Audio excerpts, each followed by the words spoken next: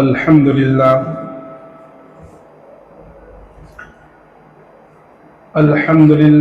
نحمده ونستعينه ونستغفره ونؤمن به ونتوكل عليه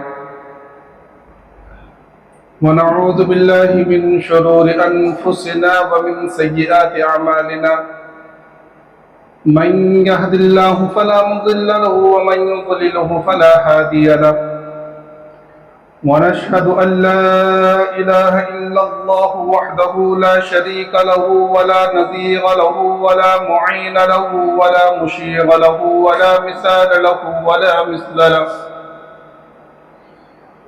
ونشهد أن سيدنا وسندنا وشفيعنا وحبيبنا ومولانا محمدا عبده ورسوله أما بعد فقد قال الله تبارك وتعالى في القرآن المجيد والفرقان الحميد فأعوذ بالله من الشيطان الرجيم بسم الله الرحمن الرحيم يا أيها الذين آمنوا اتقوا الله حق تقاته ولا تموتن إلا وأنتم مسلمون وقال في موضع آخر لقد كان لكم في رسول الله أسوة حسنة لمن كان يرجو الله واليوم الآخر صدق الله العظيم. قبل اس کے بعد شروع ہو ایک مرتبہ بلند آواز کے ساتھ درود شریف پڑھیں. اللهم صل على سيدنا مولانا محمد وعلى آل سيدنا مولانا محمد وبارك وسلم كما تحب وترضى عدد ما تحب وترضى يا کریم. میرے محترم بزرگوں اور دوستوں اور عزیز ساتھیوں، اللہ تبارک و تعالیٰ کا بہت ہی بڑا کرم ہے، احسان ہے کہ اللہ تبارک و تعالیٰ نے ہمیں ایمان کی دولت سے نوازا، ایمان والا بنایا اور آقا مدنی محمد عربی صلی اللہ علیہ وسلم کی امت میں پیدا فرمایا. آقا مدنی محمد عربی صلی اللہ علیہ وسلم کی سیرت مبارکہ کا ذکر چل رہا ہے. پچھلے جمعے کے اندر واقعہ رجیع اور حضرت خبیب رضی اللہ تعالیٰ عنہ کی شہادت کا واقعہ بیان کیا گیا تھا. اسی سال میں یعنی سن 4 اور 5 ہجری کے درمیان میں ایک اور بڑا واقعہ ہوا، جس واقعے کو بیر معونہ کے نام سے یاد کیا جاتا ہے. اس کی تفصیل یہ ہے کہ عامر بن مالک ابو برا یہ ایک شخص تھا، یہ اللہ کے رسول صلی اللہ علیہ وسلم کے پاس آیا کچھ ہدیے تحائف لے کر. اللہ کے رسول صلی اللہ علیہ وسلم نے اس کے ہدیے لینے سے انکار کر دیا اور اس کو ایمان کی دعوت دی.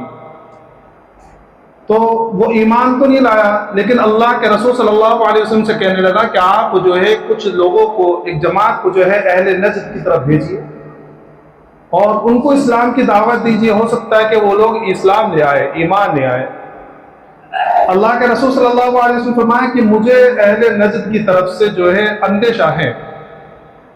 تو یہ عامر بن مالک کہنے لگا کہ میں ان کو پناہ دیتا ہوں، امان دیتا ہوں. تو اللہ کے رسول صلی اللہ علیہ وسلم نے 70 صحابہ کرام کی ایک جماعت کو اس کے ساتھ میں کر دیا. اور یہ 70 صحابہ کرام جو تھے یہ قرہ حضرات تھے، بڑے جلیل القدر صحابہ کرام، اور اللہ کے رسول صلی اللہ علیہ وسلم کو ان سے بڑا پیار تھا. یہ وہ جماعت تھی جو دن بھر لکڑیاں چنتی، شام میں ان لکڑیوں کو بیچ کر جو اصحاب صفہ تھے، جو اللہ کے رسول صلی اللہ علیہ وسلم کے مہمان تھے. صفہ ایک چبوترا تھا مسجد نبوی سے ملحق، وہاں وہ لوگ، وہ صحابہ کرام رہا کرتے تھے جن کے گھر بار نہیں تھے، وہ صرف دین سیکھنے کے لیے آئے تھے. تو وہ دن بھر اسی چبوترے پر رہتے، مسجد نبوی میں نماز پڑھتے اور اللہ کے رسول صلی اللہ علیہ وسلم جو احکامات، جو اللہ کے رسول صلی اللہ علیہ وسلم کے اقوال ہوتے آپ وہ لوگ اس کو سنتے.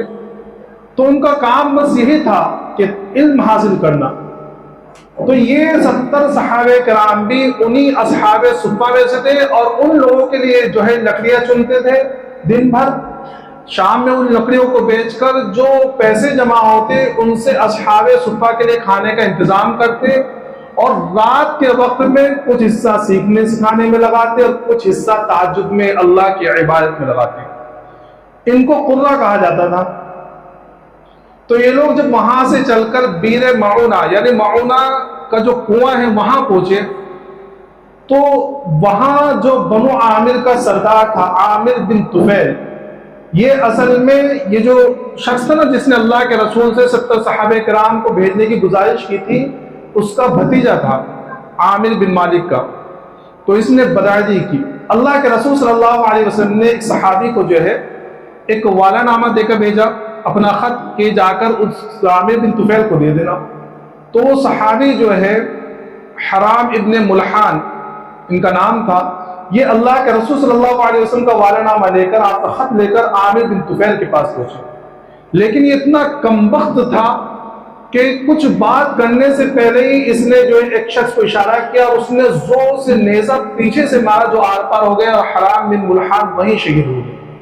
لیکن شہید ہوتے ہوئے ان کی زبان سے نکلا اللہ اکبر فزت ورب الکعبہ، کہ اللہ بہت بڑا ہے، سب سے بڑا اللہ ہے، رب کعبہ کی قسم میں تو کامیاب ہو گئے۔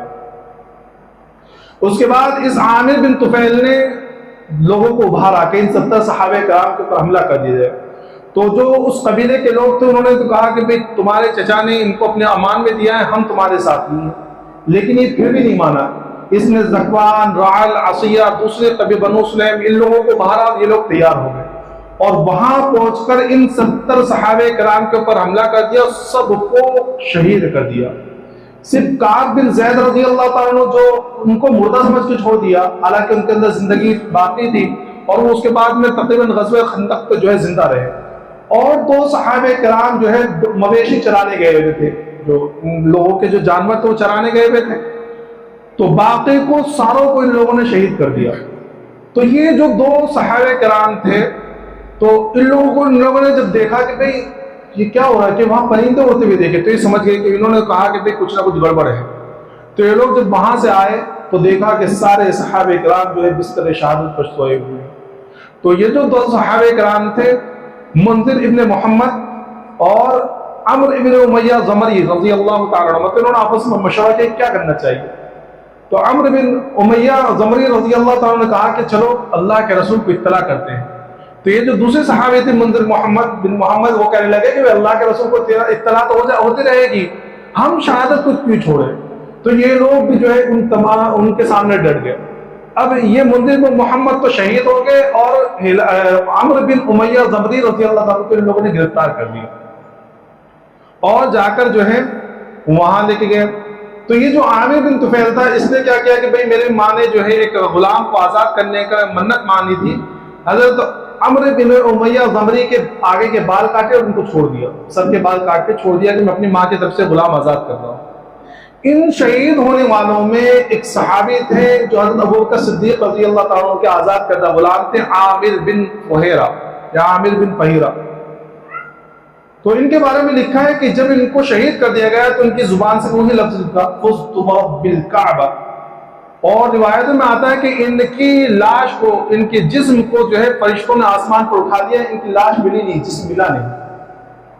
تو جب ان کی زبان سے شہید ہوتے ہوئے یہ لفظ نکل رہا تھا فزت ورب الکعبہ، تو ایک شخص تھا جبار بن اسلمی یا جبار بن سلمہ، تو اس کو بڑی حیرت ہوئی کہ بھائی یہ کیا بات ہوئی کہ ہم نے اس کو قتل کر دیا، یہ اپنی جان جا رہی، اس کی جان جا رہی، اپنی جان سے ہاتھ دھو رہا ہے اور یہ کہہ رہا ہے کہ کامیاب ہو گئے۔ یہ کون سی کامیابی کہ ہم نے اس کی بیوی کو بیوہ کر دیا، اس کے بچوں کو یتیم کر دیا، اور یہ کہہ رہا ہے کہ کامیاب ہو گیا، یہ کیسے کامیابی ہے؟ تو بعد میں اس جبار بن اسلمی نے ضحاک بن سفیان رضی اللہ تعالیٰ سے کہا کہ بھئی میں نے اس طرح کا معاملہ دیکھا، تو یہ کون سی کامیابی تھی؟ تو وہ کہنے لگے کہ یہ جنت کی کامیابی تھی۔ کیا تھی؟ کہ جنت کی کامیابی تھی، کہ عامر بن فہیرہ سمجھ رہے تھے کہ یہ موت تو اللہ سے ملاقات کا ذریعہ ہے، یہ موت تو اس ابدی زندگی کی آغاز ہے جس زندگی کے بعد کبھی موت نہیں آئے گی۔ اور ان کو معلوم تھا کہ اگر ہم اسلام کے اوپر مریں گے، ہم ایمان کے اوپر مریں گے، تو اللہ تبارک و تعالیٰ ہمیں اپنی رضا کا پروانہ دے کر ہمیں جنت میں داخل کرے گا۔ اس لیے انہوں نے کہا کہ فزت ورب الکعبہ۔ ہاں میرے دوستو، یہ ایمان ہے، اور آج اسی ایمان کی ضرورت ہے۔ آج ہماری سب سے بڑی خرابی یہ ہو گئی ہے کہ ہم لوگ ایمان کو سمجھتے ہی نہیں ہیں. ہم لوگ یہ سمجھتے ہیں کہ بس یہی زندگی ہے, اس کے بعد کوئی زندگی نہیں. یا سمجھتے تو زبان سے ہم کہتے تھے کہ موت آنے والی, موت آنے والی, تو یقین جانیے میرے ساتھ میں ہم سب میں اگر کسی سے پوچھا جائے کہ بھئی تم یہ کہتے ہو موت تو آنے والی ہے, اگر تمہیں ابھی موت آ جائے تو تم جانے کے لیے تیار ہو؟ مجھے نہیں لگتا کہ ہم میں سے کوئی کہے گا کہ ہاں ہم جانے کے لیے تیار ہیں. کیوں؟ کیونکہ کوئی تیاری نہیں کی. ہم لوگ زبان سے کہنے والے ہیں اور وہ لوگ کرنے والے تھے. وہ لوگ ایسے تھے کہ وہ یہ سوچتے تھے کہ موت جو ہے یہ اللہ سے ملاقات کا ذریعہ ہے, اور وہ لوگ اللہ سے ملنے کو محبوب رکھتے تھے. وہ یہ چاہتے تھے کس طرح ہم اللہ سے ملاقات کریں. کہاں یہ دنیاوی زندگی کہ بخیرنے والی زندگی. وہ لوگ آخرت کی زندگی کو اصل کامیابی سمجھتے تھے. وہ یہ سمجھتے تھے کہ اگر ہم لوگ ایمان کے ساتھ مر گئے تو ہمیں وہ زندگی ملنے والی ہے, وہ کامیابی والی زندگی ملنے والی ہے جس کے بعد کبھی ناکامیابی نہیں ہوگی. سمجھے؟ اور آج اسی کی ضرورت ہے. آج ہم خود ایمان پر جمیں, ہم سمجھے کہ یہ ہماری زندگی اصل زندگی نہیں ہے. یہ 60-70 والی زندگی ہمیں آخرت کی تیاری کے لیے دی گئی ہے. آج ہماری ساری دوڑ دھوپ, ساری محنت دنیاوی زندگی کے لیے. ہم عبادت بھی جو کرتے ہیں نا اللہ کی, وہ بھی شرطیہ عبادت کرتے ہیں. شرطیہ سمجھ میں آ رہا ہے کیا شرطیہ؟ کہ دیکھو انسان دو عام طور پر, اللہ ماشاء اللہ بہت سارے اللہ والے ہیں جو اللہ کے لیے عبادت کرتے ہیں, ورنہ 90%, بلکہ میں تو یہ کہتا ہوں 95% مسلمان وہ ہیں جو اللہ سے شرطیہ عبادت کرتے ہیں اللہ کی. کیا کہ دیکھو کچھ لوگ وہ ہوتے ہیں جو حالات میں ہوتے ہیں, تو وہ اس لیے عبادت کرتے ہیں کہ اللہ مجھے حالات سے نکالے گا. کیوں کہ عبادت نماز کیوں پڑھنے؟ آپ دیکھیں بہت سے لوگ ایسے ہیں جو نماز پڑھنا شروع کرتے ہیں. کیوں؟ یار تھوڑی پریشانی آ گئی, مقدمے میں پھنس گئے, حالات آگے, کاروبار میں ترقی نہیں ہو رہی, کاروبار نہیں چل رہا, نوکری نہیں مل رہی, ملازمت میں باس نے پریشان کر رکھا ہے, تو کیا کرنے؟ نماز پڑھنا شروع کر دیا. اب جب وہ نماز پڑھنا شروع کرتا ہے تو اللہ کی طرف سے دو چیز ہوتی ہے, یا تو اس کو کامیابی ملتی ہے, وہ حالات سے ہٹ جاتا ہے, وہ حالات درست ہو جاتے ہیں, اس کے کاروبار میں ترقی ہو جاتی ہے, یا ملازمت میں جم جاتا ہے. تو چونکہ اس نے شرطیہ عبادت کرا تھا, اس لیے عام طور پر ایسے لوگ بعد میں عبادات سے ہٹ جاتے ہیں. جہاں پریشانی ختم وہاں وہ مسجد سے ختم. کتنے لوگ ایسے ہیں کہ نماز پڑھنا شروع کیا, حالات ختم ہو گئے, مسجدوں سے دور ہو گئے. اب مسجدوں میں جمعہ دکھ رہے ہیں, بلکہ بعض لوگ تو جمعہ بھی نہیں دکھتے, ڈائریکٹ عید کے دن دکھتے ہیں. کیوں؟ کیونکہ انہوں نے عبادات یا اللہ کی عبادت اس لیے نہیں کی تھی کہ اللہ کا حکم ہے یا اللہ سے ملاقات کرنا ہے یا اللہ کے لیے عبادت کی, نہیں, اس نے عبادت کی تھی حالات کو درست کرنے کے لیے. دوسری صورت یہ ہوتی ہے کہ حالات اللہ کی مرضی ہے, اللہ جس کے حالات چاہے درست کر لے, جس کے حالات کو بگاڑ دے. تو دوسری صورت یہ ہوتی ہے کہ اس سے حالات صحیح نہیں ہوئے, وہ نماز پڑھ رہا ہے, ملازمت پھر بھی نہیں مل رہی, وہ نماز پڑھ رہا ہے, شفا پھر بھی نہیں مل رہی, وہ نماز پڑھ رہا ہے لیکن اس کے کاروبار میں ترقی نہیں ہو رہی, تو اب وہ بھی یہ بھی دور ہو جائے گا. کیوں؟ کیونکہ وہ کیونکہ اس نے عبادت اس لیے کیا تھا کہ حالات درست ہوں گے, بیماری سے شفا ملے گی. تو جب حالات درست نہیں ہوئے تو اب وہ مسجدوں سے دور ہو رہا ہے, اللہ سے دور ہو رہا ہے. وہ کیا کہتا ہے, کیا نماز پڑھ کے بھی دیکھ لیا, بہت نماز پڑھ کے دیکھ لی, کچھ نہیں ہوتا ہے. سمجھے؟ بہت عبادت کر کے دیکھ لی, کچھ نہیں ہوتا ہے.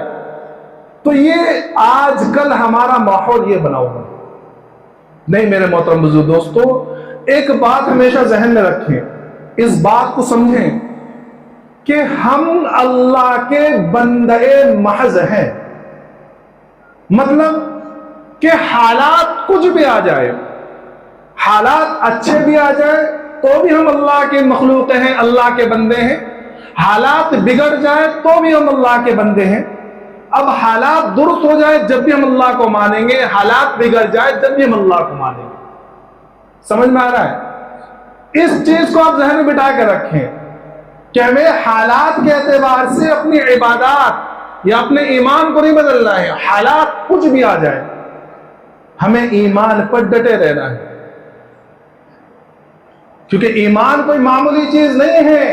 اس بات کو ذہن میں رکھیں، یہ 60-70 سال کی زندگی ختم ہونے والی ہے، بلکہ 1000 سال کی زندگی ملے گی تو بھی ختم ہو جائے گی، دنیا میں کوئی نہیں رہا۔ بڑی بڑی عمروں والے لوگ آئے ہیں، بڑی بڑی طاقت والے، بڑی بڑی سلطنت والے، بڑی بڑی حکمرانی والے، بڑی بڑی صحت مند اور جسم جسے والے لوگ آئے ہیں، جن کے بارے میں اللہ نے فرمایا التی لم یخلق مثلها فی البلاد، کہ ہم نے مخلوق میں اتنی طاقتور قوم پیدا نہیں کی۔ میرے ایسے ایسے لوگ آئے لیکن چلے گئے،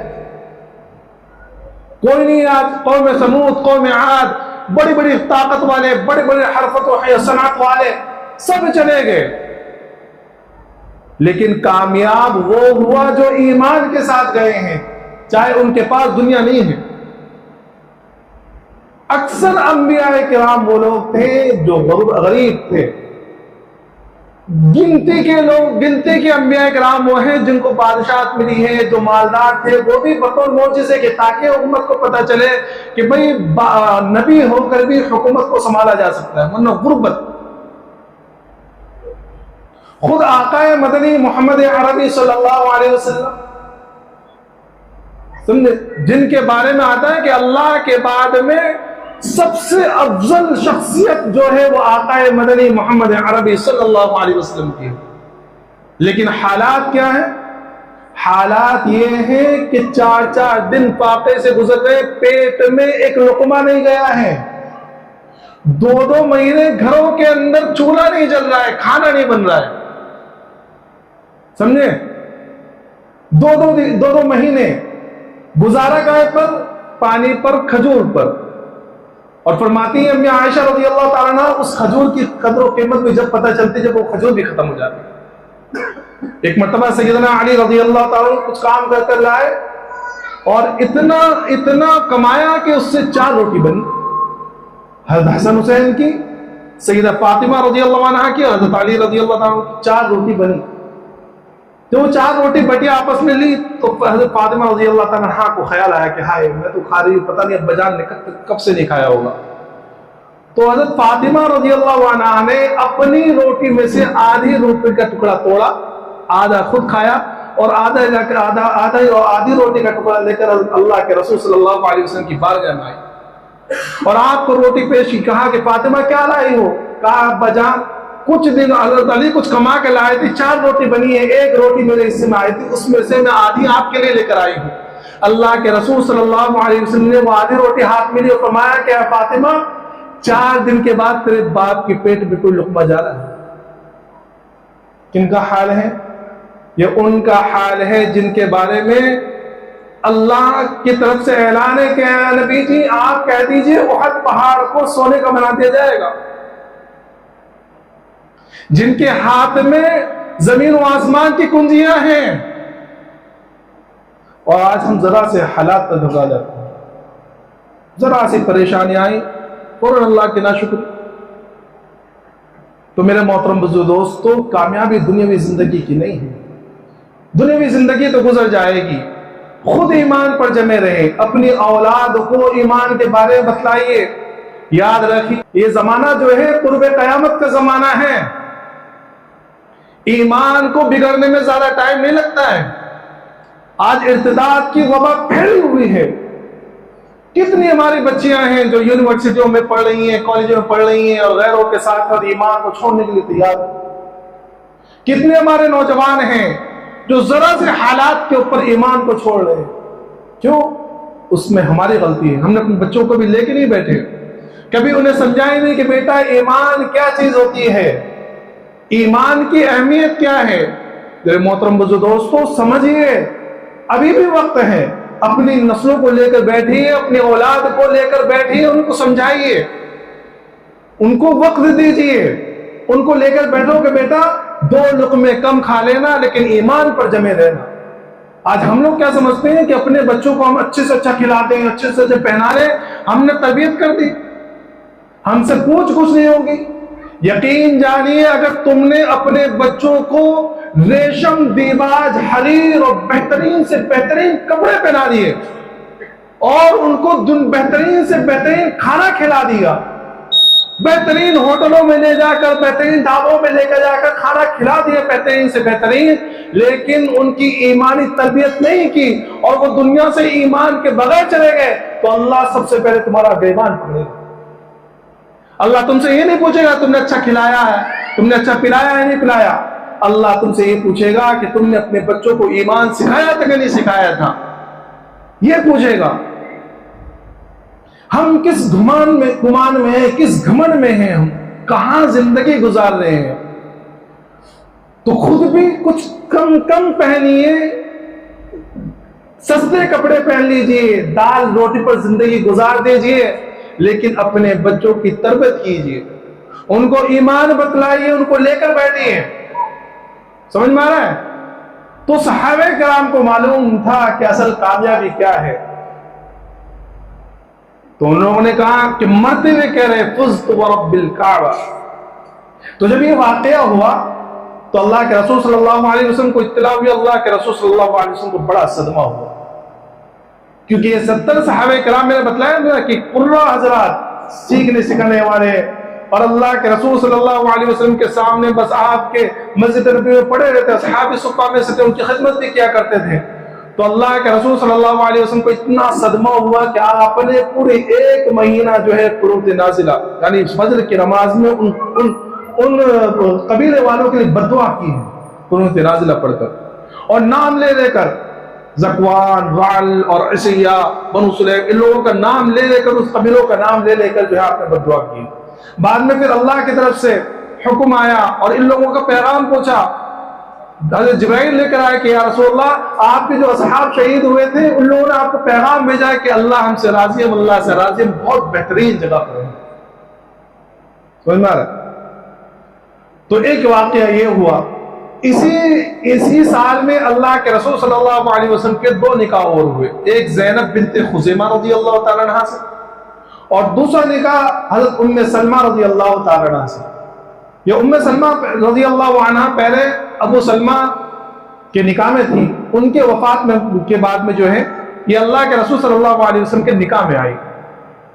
تو ان کا واقعہ دکھائیں، خود فرماتی ہیں کہ میں نے آپ صلی اللہ علیہ وسلم سے یہ حدیث سنی تھی کہ اللہ کے رسول صلی اللہ علیہ وسلم فرماتے ہیں کہ جس کو کبھی کوئی مصیبت پہنچے یا کوئی پریشانی آئے اور یہ دعا کرے اللہم اجرنی فی مصیبتی واخلفنی خیرا منہا، کہ اللہ مجھے میری مصیبت کا اجر دے اور اس سے بہترین مجھے عطا فرما۔ تو جب ابو سلمہ کا انتقال ہوا تو میں یہ دعا پڑھتی تھی، لیکن میرے ذہن میں آتا تھا کہ ابو سلمہ سے زیادہ اچھا کون ہوگا میرے لیے، لیکن اللہ نے مجھے اس دعا کی برکت دکھلائی کہ میرے لیے سب سے پہلا رشتہ آیا حضرت ابوبکر کا، تو میں نے کہا کہ میرا نکاح کا کوئی ارادہ نہیں ہے۔ پھر جو ہے اس کے بعد میں میرے لیے رشتہ آیا اللہ کے رسول صلی اللہ علیہ وسلم کا، اور میرا نکاح ہوا۔ تو مجھے احساس ہوا کہ اس دعا کے پڑھنے کا نتیجہ یہ تھا کہ اللہ نے مجھے ابو سلمہ سے کئی گنا بہتر اللہ کے رسول صلی اللہ علیہ وسلم جیسا شوہر عطا فرمایا۔ 3 میں حضرت حسن رضی اللہ تعالیٰ عنہ پیدا ہوئے، 4 میں حضرت حسین رضی اللہ تعالیٰ عنہ پیدا ہوئے، اور سن 4 اور 5 ہجری کے اندر ایک واقعہ اور پیش آیا۔ یہ واقعہ اس طرح پیش آیا کہ ایک غزوہ تھا کہ آپ کو اطلاع ملی کہ بنو مستلق ایک قبیلہ ہے، اس کے جو سردار ہے حارث ابن ضرار، یہ بہت بڑا لشکر تیار کر رہے ہیں اللہ کے رسول صلی اللہ علیہ وسلم کو مسلمانوں کے خلاف۔ تو اللہ کے رسول صلی اللہ علیہ وسلم نے 3 صحابہ کرام کی جماعت لی، اور آپ یا 30 گھوڑ سوار یا 30 لوگوں کی جماعت لی ایک چھوٹی سی، اور کہا کہ ان کے لیے وہاں چل کر حملہ کرنا ہے۔ 30-40 صحابہ کرام تھے، لیکن اس بار یہ بھی ہوا کہ ان صحابہ کرام کے ساتھ میں کچھ منافقین بھی ساتھ میں مل گئے مال غنیمت کی لالچ میں۔ آپ وہاں پہنچے اور اچانک ان کے اوپر حملہ کر دیا، 200 گھرانوں کو قید کیا اور بہت سارا مال غنیمت آپ کو ملا، اور وہاں سے واپسی ہوئی۔ ان قیدیوں کے اندر جو ہے بنو مستلق کے جو سردار تھے حارث ابن ضرار، ان کی بیٹی جویریہ رضی اللہ تعالیٰ عنہ بھی تھی۔ جب مال غنیمت تقسیم ہوا تو یہ جویریہ ثابت بن قیس رضی اللہ تعالیٰ عنہ کے جو ہے حصے میں آئی، انہوں نے ان کو مکاتبہ بنا دیا کہ تم مجھے اتنے پیسے ادا کر دو، اس کے بعد تم آزاد ہو۔ تو یہ اللہ کے رسول صلی اللہ علیہ وسلم کے پاس آئی، اللہ کے رسول صلی اللہ علیہ وسلم نے ان سے فرمایا کہ میں تمہیں اس سے بہتر طریقہ بتاتا ہوں یہ کہ میں تمہاری مکاتبت کے پیسے میں ادا کر دوں، تم کو اپنے نکاح میں لے لو، تو یہ فوراً تیار ہو گئی۔ اللہ کے رسول صلی اللہ علیہ وسلم نے ان سے نکاح کر لیا۔ اب جیسے ہی نکاح کیا تو ظاہر سی بات ہے کہ بنو مستلق کے لوگ آپ کے رشتہ دار بن گئے، تو جتنے صحابہ کرام تھے ان کے پاس جتنے قیدی تھے انہوں نے سارے قیدیوں کو آزاد کر دیا کہ بھئی یہ تو اب اللہ کے رسول صلی اللہ علیہ وسلم کے رشتہ دار بن گئے۔ امی عائشہ رضی اللہ تعالیٰ فرماتی ہے کہ میں نے کسی کو بھی جویریہ سے زیادہ اپنے قبیلے والوں کے لیے جو ہے فائدہ مند نہیں دیکھا کہ آپ کے ایک نکاح کی وجہ سے 200 گھرانے آزاد ہوئے ایک دن کے اندر۔ اسی قبیلے سے واپسی پر وہ مشہور واقعہ ہوا جس کو واقع افک کے نام سے جانا جاتا ہے۔ واقع افک کیا ہوا؟ یہ بڑا المناک واقعہ ہے اسلام کے اندر، اور یہ اصل میں اللہ کی طرف سے آزمائش بھی تھی کہ منافقین چھٹ جائیں، ایمان والے الگ ہو جائیں، اور مسلمانوں کو پتہ چل جائے کہ کون منافق ہیں کون مسلمان ہیں، اور ایسے حالات میں مسلمان کیا کرتے ہیں۔ ہوا ہے کہ اس لشکر کے اندر جب یہ کبھی لشکر روانہ ہوا تھا اللہ کے رسول صلی اللہ علیہ وسلم کا، تو قرآن نازل ہوئی، اور قرآن نازل میں سیدہ عائشہ رضی اللہ تعالیٰ کا نام نکلا کہ یہ آپ کے ساتھ میں جائیں گے۔ امی عائشہ رضی اللہ تعالیٰ دبلی پتلی تھی، کم عمر تھی، تو پردے کا حکم نازل ہو گیا تھا۔ تو اس زمانے کے اندر ایک یہ ہوا کرتا تھا کہ عورتوں کے لیے اونٹ کے اوپر جیسے آج کل یہ پالکی وغیرہ رکھی جاتی ہے، تو اس زمانے کے اندر ہودج رکھا جاتا تھا، دونوں طرف سے پردہ ہوا کرتا تھا، عورتیں اس کے اوپر سوار ہوتی اور وہ اٹھا کر سواری کے اوپر رکھ دیا جاتا۔ تو جب واپسی ہو رہی تھی تو اللہ کے رسول صلی اللہ علیہ وسلم نے ایک جگہ پڑاؤ ڈالا، تو سیدہ عائشہ رضی اللہ تعالیٰ عنہ قضاء حاجت کے لیے دور نکل گئی۔ اس زمانے کے اندر یہ لیٹرین وغیرہ باتوں وغیرہ گھروں کے اندر تو ہوا نہیں کرتے تھے، باہر جاتے تھے، تو امی عائشہ رضی اللہ تعالیٰ عنہ قضاء حاجت کے باہر گئی۔ اب جب واپسی ہونے لگی تو آپ نے جاتے ہوئے حضرت اسماء رضی اللہ تعالیٰ عنہ سے ایک ہار لیا تھا، پہننے کے لیے آ رہا تھا، تو وہ ہار ٹوٹ کر گر گیا۔ اب حضرت امی عائشہ رضی اللہ تعالیٰ عنہ اس ہار کو بنانے میں لگ گئی۔ اب جب قافلے کی روانگی کا وقت ہو گیا تو لوگوں نے یہ سمجھا کہ بھئی امی عائشہ رضی اللہ تعالیٰ عنہ اس میں بیٹھ چکی ہے، انہوں نے اٹھا کر وہ ہودج ایسے ہی سواری پر رکھ دیا اور قافلہ روانہ ہو گیا۔ امی عائشہ رضی اللہ تعالیٰ جب وہاں ہی دیکھا قافلہ روانہ ہو گیا، تو آپ نے یہ سوچا کہ اگلی منزل پر جب پہنچ کر لوگوں کو معلوم ہوگا کہ میں نہیں ہوں تو لوگ مجھے ڈھونڈنے کے لیے آئیں گے، اللہ کے رسول بھیجیں گے، آپ وہیں لیٹ گئے۔ تو اس زمانے کے اندر یہ ہوا کرتا تھا کہ قافلے کے پیچھے ایک شخص ایسا رہا کرتا تھا جو قافلے کی گری پڑی چیزوں کو اٹھانے کے لیے آیا کرتا تھا۔ تو حضرت صفوان ابن معطل رضی اللہ تعالیٰ عنہ یہ آیت دیکھا تو آپ نے جو ہے پردے کے حکم نازل ہونے سے پہلے حضرت عائشہ رضی اللہ تعالیٰ کو دیکھا ہوا تھا، تو دیکھ کر فوراً پہچان گئے۔ آپ نے زور سے انا للہ و انا الیہ راجعون پڑھا، تو جیسے یہ پڑھا تو حضرت عائشہ رضی اللہ تعالیٰ اٹھ کے بیٹھ گئی، تو حضرت صفوان سمجھ گئی کہ آپ رہ گئی، تو آپ نے اونٹنی کو لا کے وہاں بٹھایا اور خود دور ہٹ گئی۔ امی عائشہ رضی اللہ تعالیٰ اونٹنی پر سوار ہوئی۔ امی عائشہ فرماتی ہے کہ میں نے صفوان سے زیادہ با حیا اور با کردار شخص کوئی نہیں دیکھا، اور صرف یہ جملہ انا للہ و انا الیہ راجعون، اس کے علاوہ لشکر تک پہنچنے تک ہمارے درمیان کوئی بات نہیں ہوئی۔ جب وہاں پہنچے تو جو منافقین شریک تھے ان لوگوں نے جو ہے بات کا ہوا بڑھا دیا، اور وہ بات کہی جو بات کہتے ہوئے بھی ہمیں جو ہے کلیجہ منہ کو آتا ہے کہ کس کے لیے بات کہی گئی، نعوذ باللہ، کہ زنا کی تہمت لگائی گئی سیدہ عائشہ رضی اللہ عنہا۔ وہاں سے واپس آئے، مدینہ پہنچے، تو مدینہ پہنچ کر امی عائشہ رضی اللہ عنہا بیمار پڑ گئی، بہت سخت بیمار، تو آپ گھر سے باہر ہی نہیں نکلتی، اور پورے مدینے کے اندر اس بات کا چرچا ہوا، منافقین نے اس بات کو خوب اچھالا۔ صحابہ کرام میں اکثر نے تو اس بات کو بالکل ٹھکرا دیا۔ حضرت عمر رضی اللہ عنہ سے جب پوچھا گیا تو حضرت عمر رضی اللہ تعالیٰ کے سامنے بات ہوئی، حضرت عمر نے فوراً کہا سبحانک ھذا بہتان عظیم، کہ اللہ کی ذات پاک ہے تو بہت بڑا بہتان ہے، بالکل جھوٹی بات ہے۔ اچھا امی عائشہ رضی اللہ تعالیٰ کو کچھ پتہ نہیں کہ باہر کیا ہو رہا ہے، کیونکہ آپ تو بیمار ہیں۔ سارے صحابہ کرام نے تقریباً یہی بات تھی کہ بالکل آپ بالکل پاک ہے۔ صرف 3 صحابہ کرام جو ہے منافقین کے پروپیگنڈے کی اس میں عزت میں آ گئے، حضرت مصطح رضی اللہ تعالیٰ عنہ، حضرت حسان بن ثابت رضی اللہ تعالیٰ عنہ، اور حضرت حمینہ بنت جحش رضی اللہ عنہا، 2 صحابی اور ایک صحابیہ۔ تو ایک مرتبہ یہ مصطح رضی اللہ عنہ جو بدری صحابی ہے، ان کی والدہ کے ساتھ میں امی عائشہ رضی اللہ تعالیٰ عنہ قضاء حاجت کے لیے باہر نکلی، تو رستے میں مصطح رضی اللہ تعالیٰ عنہ کی جو والدہ تھی ام مصطح، ان کو ٹھوکر لگی، تو انہوں نے اپنے بیٹے کو بد دعا دی کہ ہلاک و برباد ہو جائے۔ تو امی عائشہ رضی اللہ عنہ نے کہا کہ ارے تم اپنے بیٹے کو بد دعا کیوں دے رہی ہے؟ تو بدری صحابی ہے اور بدری صحابی کی تو بڑی فضیلت ہے۔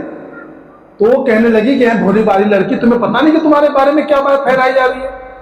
تو امی عائشہ رضی اللہ عنہ نے کہا کہ نہیں، مجھے تو کچھ بھی معلوم نہیں۔ تو انہوں نے یہ واقعہ بتلایا کہ ایسی سی بات آپ کے بارے میں پھیلائی جا رہی ہے۔ امی عائشہ رضی اللہ تعالیٰ فرماتی ہے کہ بس میرے بدن پر لرزہ طاری ہو گیا، اور فوراً بغیر قضاء حاجت کیے ہوئے آپ وہیں سے واپس لوٹی اور گھر کے اندر آ گئی۔ اب گھر کے اندر رہتے ہوئے اللہ کے رسول صلی اللہ علیہ وسلم کی بے التفاتی کو آپ نے محسوس کیا، سمجھے؟ تو فرماتے ہیں کہ میں نے اللہ کے رسول سے پوچھا کہ میں اپنے ابا کے گھر چلی جاؤں، تو امید تھی کہ اللہ کے رسول مجھے روکیں گے، لیکن اللہ کے رسول نے مجھے اجازت دے دی۔ میں گھر پر آ گئی، گھر پر آ کے جب دیکھا تو ابا بھی رو رہے ہیں، امی بھی رو رہی ہیں، تو مجھے اور بڑی پریشانی ہوئی۔ حضرت عائشہ رضی اللہ تعالیٰ بڑی پریشان ہوئی، اپنی والدہ سے پوچھا، اپنے ابا سے پوچھا، وہ رو رو کے برا حال ہو رہا ہے، بڑی پریشان ہوئی۔ اللہ کے رسول صلی اللہ علیہ وسلم الگ پریشان ہیں، صحابہ کرام الگ پریشان ہیں۔ اللہ کے رسول صلی اللہ علیہ وسلم مشورہ کرنے کہ مجھے رائے دو، کیا بات ہے، کیسے؟ تمام نے کہا کہ یا رسول اللہ بالکل غلط بات ہے۔ حضرت علی نے فرمایا کہ آپ اپنی کنیز سے، اپنی باندھی سے پوچھیں۔ تو اللہ کے رسول صلی اللہ علیہ وسلم نے حضرت بریرہ سے پوچھا، تو حضرت بریرہ نے کہا کہ میں نے کبھی عائشہ کے اندر کوئی خرابی نہیں دیکھی، بس بچپنا ہے، اتنا بچپنا ہے کہ کبھی کبھی آٹا گوندھ کر سو جاتی ہے اور بکری آ کر آٹا کھا لیتی ہے، اتنی لاواری پن ہے۔ ایک مہینہ اس حالت میں گزر گیا۔ ایک مہینے کے بعد اللہ کے رسول صلی اللہ علیہ وسلم میرے پاس آئے اور آ کر میرے پاس بیٹھ گئے، کہنے لگے کہ اے عائشہ، اگر تم بری ہو تو اللہ تبارک تعالیٰ تمہیں بری کرے گا، اور اگر خدا نخواستہ تم سے کوئی گناہ ہو گیا تو تم اللہ سے توبہ کرنا۔ تو امی عائشہ رضی اللہ تعالیٰ فرماتے ہیں کہ جب اب تک میرے آنسو رک نہیں رہے تھے، میرے آنسو خشک ہو گئے، اور میں نے کہا کہ اگر میں اپنی برات ظاہر کروں تو لوگوں نے اتنا پروپیگنڈا کر دیا کہ آپ اس کے اوپر یقین نہیں کریں گے، اور اگر میں اس بات کو مان لوں جو کام میں نے کیا نہیں تو آپ لوگ فوراً یقین کر لو گے۔ تو میں تو اس وقت وہی بات کہتی ہوں جو بات یعقوب نے کہی تھی، کیا فصبر جمیل واللہ المستعان، کہ صبر کرنا بہتر ہے اور اللہ مددگار ہے، اللہ مدد کرے گا۔ میں یہ بات کہہ کر چپ ہو گئی۔ ابھی اللہ کے رسول صلی اللہ علیہ وسلم کھڑے ہی نہیں ہوئے تھے کہ آپ کے اوپر وہ آثار ظاہر ہوئے جو وحی کے وقت نازل ہوئے، اور فرمایا کہ اس وقت سخت سردی تھی، لیکن وحی کی وجہ سے اللہ کے رسول صلی اللہ علیہ وسلم کے پیشانی مبارک پر پسینے کے قطرات ظاہر ہوئے۔ آپ وہیں بیٹھ گئے، اور میں بالکل مطمئن تھی کیونکہ میں نے کوئی غلط کام کیا نہیں، لیکن میرے والدین کی حالت بڑی بری کہ جب وہ اللہ کے رسول کی طرف دیکھتے تو کانپ جاتے کہ پتہ نہیں کیا وحی نازل ہو جائے، اور جب میرے طرف دیکھتے اور میرے اطمینان کو دیکھتے تو ان کو تھوڑی امید ہوتی۔ تھوڑی دیر بعد اللہ کے رسول صلی اللہ علیہ وسلم کے چہرے پر فرحت اور مسرت کے آثار ظاہر ہوئے، آپ نے مسکراتے مجھے کہا کہ عائشہ ابشری یا عائشہ قد انزل اللہ براءتک، اے عائشہ خوشخبری ہو، اللہ نے تمہاری برات کو نازل کر دیا۔ 18 آیتیں نازل ہوئی ہیں۔ امی عائشہ رضی اللہ تعالیٰ فرمایا کرتے تھے کہ مجھے یہ تو گمان تھا کہ خواب میں بتلا دیا جائے گا، جبرائیل علیہ السلام وحی لے کر نازل ہو جائیں گے، لیکن مجھے یہ گمان نہیں تھا کہ اللہ میری برات میں قرآن کی آیتیں نازل کرے گا، اور وہ آیتیں قیامت تک پڑھی جائیں گی۔ 10 آیتیں تو صرف حضرت عائشہ رضی اللہ تعالیٰ کے برات میں نازل ہوئی ہیں، اور باقی آیتیں جن لوگوں نے تہمت لگائی تھی ان کی سزا کے لیے نازل ہوئی کہ کیا سزا دی جائے اور کیا حالات پیش۔ اور پھر اللہ کے رسول صلی اللہ علیہ وسلم نے باہر آ کر فرمایا، لوگوں کو بتایا کہ یہ آیت عائشہ رضی اللہ تعالیٰ عنہ کے جو ہے شان میں نازل ہوئی ہیں اور آپ کی برات میں نازل ہوئی ہیں، اور آپ نے پھر جو لوگ اس کے اندر تھے مسلمان ان کے اوپر حد قذف یعنی 80 کوڑے مارے جو اللہ کی طرف سے حکم تھا۔ اور امی عائشہ رضی اللہ تعالیٰ عنہ کے بارے میں بتایا ان الذین یرمون المحصنات الغافلات المؤمنات لعنوا فی الدنیا والآخرہ ولہم عذاب عظیم۔ فرمایا اللہ نے کہ جو لوگ نیک پاک باز اور دنیا سے بے خبر اور ایمان والی عورتوں پر تہمت لگاتے ہیں ان کے لیے دردناک عذاب ہے۔ یہ سارا واقعہ جو ہے اسی سن میں ہوا ہے، اور اس کے بہت سارے کیوں یہ واقعہ ہوا اس کی بہت ساری چیزیں انشاءاللہ آئندہ جو میں بیان کی جائیں گے، وقت ختم ہو چکا ہے۔ وآخر دعوانا الحمدللہ رب العالمین۔